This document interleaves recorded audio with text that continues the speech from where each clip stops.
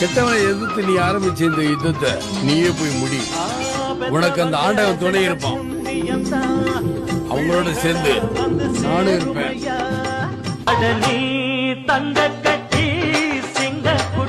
வாழ்றதுக்கு பணம் வேணும் தான். அதுக்காக பணம் மட்டுமே வாழ்க்கை இல்ல. பணத்தை தேடுறங்கிற பேர்ல நம்ம வாழ்க்கையை தொலைச்சிடக்கூடாது. வெளிநாடுங்கிற சுத்தி பாக்குற நாடா இருக்கணுமே தவிர பொழப்பு தேடி ஓடுற நாடா இருக்க கூடாது. மண்ணுங்கிறது